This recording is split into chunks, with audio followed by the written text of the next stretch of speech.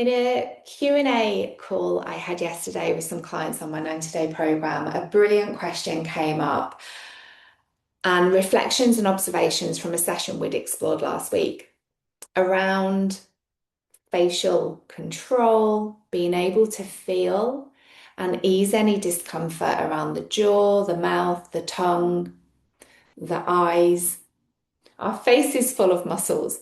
So this is an area where we can also have tension held. We can also have sensory motor amnesia around this area. And it was a brilliant question because what was raised, or the reflection that was given, was after those explorations, I was really tired. I felt more tired after those explorations of around 20 minutes compared to more movement using more of our bodies and our somas.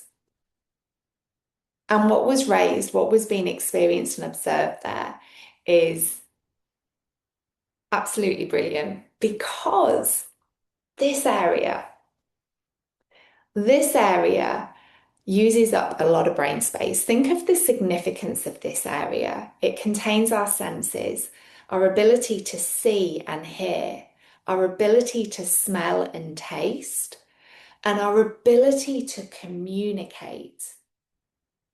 The majority of our communication is nonverbal, and that is expressed so much through our face. And therefore, our safety and our connection is very dependent on our ability to maintain control and ability to use and direct our senses. And because of that, the movement and the feeling of this part of our soma takes up about a third of our sensory motor cortex. So the sensory motor cortex is relating to movement and feeling. A third of that cortex is dedicated to this space. So that tells us how significant this area is and how much brain power is dedicated to this area. And just to put that into context, a third is assigned to our hands. So we use these a lot, right? So we've got a third of that sensory motor cortex for our hands. So that's 2/3 taken up. And that leaves a third for the rest. So that really helps to put into context how significant and important this area is for us.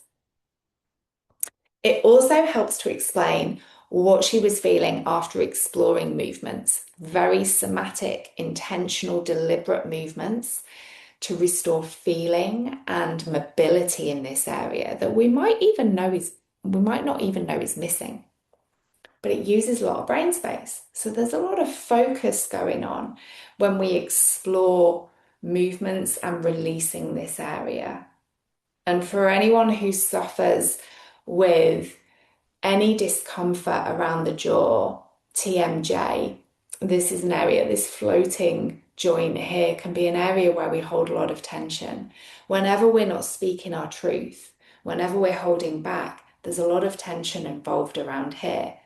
But equally, we never need to think about really how to move our mouth, how to blink, how to move our eyes. It happens automatically, subconsciously. So this area is absolutely rife and very, very rich ground for chronic tension to creep in, for sensory motor amnesia to creep in. And we only know that when we start to explore movements in a very deliberate, intentional way. And it also helps to understand how this practice is described as movement education rather than exercise or body work. This is a learning process. We are using our cortex, our thinking brain, in order to restore control, autonomy, and comfort. So what you might find through this practice, and especially explorations around the face, is that actually you're not physically tired. You don't feel physically exhausted. But mentally, you might feel that saturation. You might feel like your ability to be aware and to concentrate is what actually disappears quite quickly. And that's what this client was referring to. She was like, my brain has turned to mush. I cannot focus or concentrate anymore. And yet, we've not explored a lot of movement. So, for those of you that are curious about releasing any symptoms or tension around the face, or just getting curious about exploring what's showing up here, I highly recommend those sessions around releasing and reconnecting with our facial muscles and especially taking it easy. So those sessions always come with with a quite significant message of we're really going to ramp up the awareness here and really turn down the effort because it's so easy to overdo it. So enjoy exploring your facial movements, what you can feel, what you can move.